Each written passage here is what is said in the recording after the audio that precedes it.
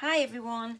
I've just want to pop on here and say thank you very much for your comments and your subscriptions and everything. If you'd like to subscribe still, by all means go ahead. It just means that you're going to be able to get a notification straight away whenever I put out a new video, and I don't want you to miss out on anything. And of course it's nice to have the subscriptions all round anyway. So thank you for that. So today I'd like to share with you a new project that I've started. I've only just started this, and this is going to be like a year's project about just a church. And but this church is near where I live, so it's easy for me to go on location. I'd recently put a video up showing you I've been out on location and just getting some rub-ins, and I saw squirrels and there was fir cones everywhere, and I was collecting, just a bit like beach combing but just collecting. And I've started a new big sketchbook. This is an A4 size sketchbook, and what I've done is I've decorated the front and the back, and then what I've done is I've gone over it with gel medium, and it's giving it a nice sheen to it. It's as you can see, it's really lovely, and this is just of the church window, and just to get a feel of the stones. When I was actually doing the rubbings, it was beautiful because I was able to get a feeling of the building and the walls and the trees that surround it in the graveyard and everything, and it's all so interesting. A good year's work here for me, and I'm able to pop in there any time and just in the grounds. It's a really big cemetery, and but it's not the cemetery that interests me, you know, the gravestones so much. It's the beautiful walls and the windows and the effects and the beautiful door and everything that belongs to the church, you know, and the church itself on the outside. So I thought I'd share. So I've done a little bit of an abstract painting here, and you know, this cross is representing the church, and you know, here we have the window, and then there was all the leaves and trees are hanging all around this on both sides, and the wall coming up, and yeah, and then I just did this like a bit like the wall in between, and then this is the back, some more walling. This has only been done by a stencil. It's very straightforward. And then I've stained it as well with coffee, and it's been and some splats with the coffee, and I've done some line work underneath and really decorated it. And these are stencils. Then I've gone over with white markers, but underneath all this I've done a lot of mark making, and I want to go into mark making a lot more this year. I want to be able to go live there and sit and do some mark making and making some making videos, and show you how you can use different tools and things and take along. And yes, it's going to be a very interesting year, so I hope you join me on this journey. So that's how I've decorated. Now, some of the mark making that I did in the last video, what I did was I put them all together. And I did them on, you know, ordinary tracing paper. I think you call it deli paper in America and Canada and everywhere. And I did rubbings that, like I shown in the last video, rubbings everywhere on the walls and on the trees, and the squirrels were running up the trees. And so I want to definitely bring the squirrel tracks into my my artwork as well this year, because there's lots of squirrels there. I don't know why, but there just is.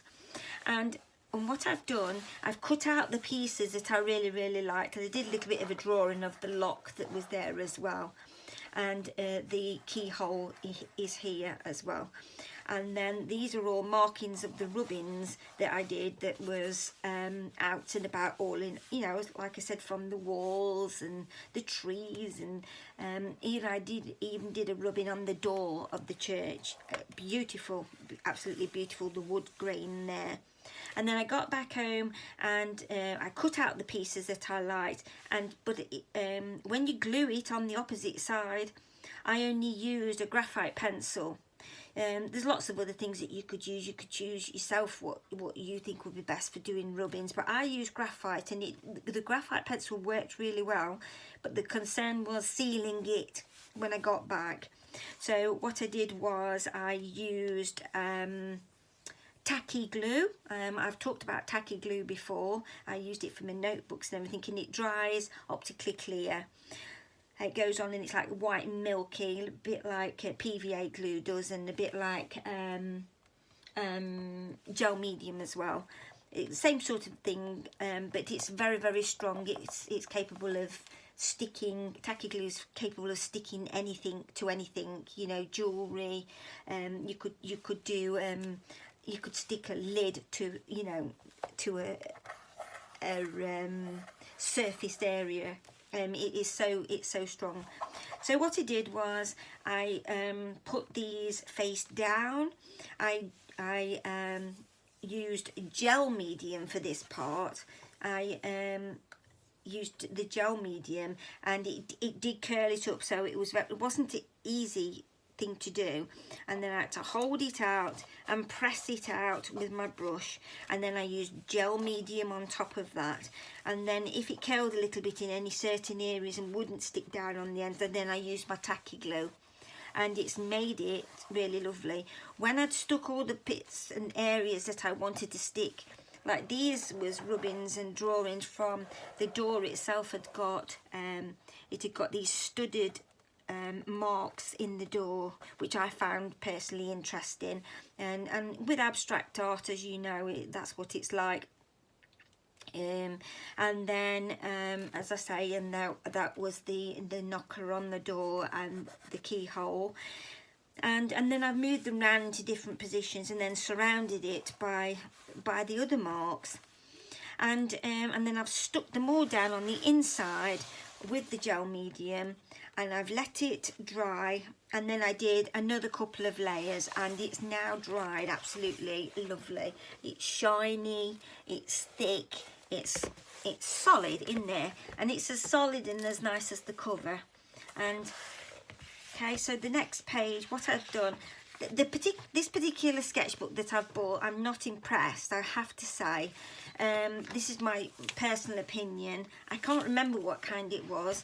It's not a watercolour one, and obviously with watercolour, if you're not careful, it just sits on the surface rather than sinks into the paper. But because I'm doing mixed media paper paintings in here, it doesn't really matter, because one day I'll be using a mixture of the both. I might be using pastels one day, I might be using graphite like I have done here, charcoal, all sorts of different things. But I'm going to fill this sketchbook up, and in between that do some nice little paintings on the side that would be like representing the trees and things, like I did with this one, was representing the trees and autumn and the leaves and things like that. This is just done on a canvas board, and it is just says artist canvas board, and it's nothing expensive. This wasn't it was literally just from the art shop. So I did a couple of those, and I really like those. In fact I really like them, and I want to mount those and put them and frame them and put them on my own wall, because we've just decorated. I've left a page blank because I think it's good to have, with this being such a big book, I want to have an area where I perhaps need to do some nice writing in between, or there might be some more things that I want to put on next to that. And then I did a video, a speeded up video of this painting of the door of the church, and this was great fun to do. So I've left a blank page on both sides for writing of descriptions if I want to. It doesn't have to be perfect. It's not. This isn't a picture display book like you kind of have concertina books, and when you open them out, they are a little bit on the displayed as like display books. This isn't really going to be like that. This is just another way of working now. And then if there's there might be something in this picture that I really like. I told you what I do like is that, yes, I like the door and the way that I painted it, and the way that I let the layers come through, and I even laid the watercolour here. But what I liked most of all, believe it or not, out of this painting was just this small area that's just here. So it may be that I will take that a little bit further and put that on this page in a smaller way, or might just grid that off, you know, like masking tape it off and do some small thumbnails of it, and try different little bits and bobs and things. So that will be interesting to do. I'm looking forward to doing that. So again, left a blank page on the other side, but because again this paper, it's in this book, it's terrible, but I really like my cover, and I don't want to start again. And you can't always keep sticking things into sketchbooks because they just get so fat that you can't, you know. With a concertina book, it compensates because it's like this, and even an octopus book is like that as well, you know. It opens out and the thickness goes evenly. If you do that in a sketchbook and you continually sticking them in, it ends up that you can't close your book hardly, and it's got too fat, and it's just untidy. It's not good sketchbook keeping in my eyes. If when you complete the book that it's too thick, that it's like you can't even stack it properly. So in my eye, this is only my own feelings. I prefer to try and paint direct, but in this particular book the mistake was the paper was too thin. So what I'm having to do to compensate is I'm sticking 2 pages together to compensate, because I don't want to waste the book. So here's the next page, and this one was more not about the window but more about the wall.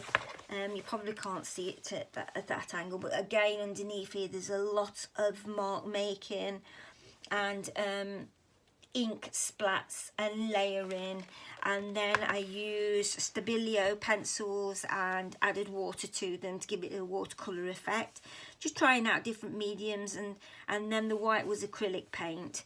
And it was just a nice little exercise because I hadn't been feeling well, and I just literally sat up in bed from a photo from my phone, and that's what I've come up with. But I enjoyed it because using the Stabilo pens, it wasn't messy, and I could do that. So that's a nice little tip there for you. You haven't always got to get all your acrylics out and all your paints out and all your papers and collages and everything. You haven't always got to do that. So this is a fine start to the book, and this is all that I've done so far. And I'm going to keep leaving these blank pages, and like I said, and then if there's something there, an area that I like, I quite like the window there in that area. The way that I've done that, I could replicate different ways of doing that window, again in thumbnails, or I might just want to write about it, or I might get to something to do with the church. So like this door means a lot to me. I won't go into detail about it now, but it means a lot to me, this particular door, and behind the back of this church, and these are the reasons why there is a reason why I decided to come back to this church and have a go at painting it. One, it's a really interesting church, and two, it's got a sentimental value that kind of changed my life and brought me to art as well. And so I may write about that on there, and perhaps do it in fancy writing, who knows. So yes, so I just thought I'd come on here and thank you all as well, as I say, and I'm very grateful for you watching and things, and I hope that you're learning a little bit, and I'm trying to inspire people to use sketchbooks a lot more. They are useful for mark making and for trying out and things for putting towards paintings, but they can also be used for telling a story to do with your life, something that's happened in your life, and something that attracts you to inspire you to want to paint. and that's what's happened here. I mean, I could still carry on with this, and I might do yet, but I just wanted to come on and tell you.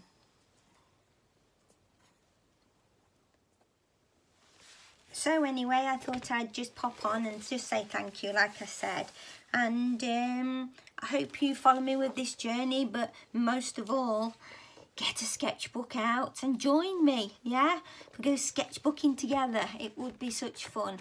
If you'd like to leave any comments below, you know, tell me about yourselves, tell me about the sketchbooks that you've got, or ask me about sketchbooks in general. My favourite sketchbooks of all are C. White, and that is what I should have bought, I have to say. Yes, let's get going together. So look forward to hearing from you all, and what kind of sketchbooks that you've got. Please comment below, and it would be nice, and I can you can also follow me across on Instagram if you want, and you know, you might get a different kind of video over there, or more detailed, or it might be more detailed over here, who knows. But you can catch me over there on Susan Priest Art as well, so just pop over. So I look forward to seeing you all soon, and bye.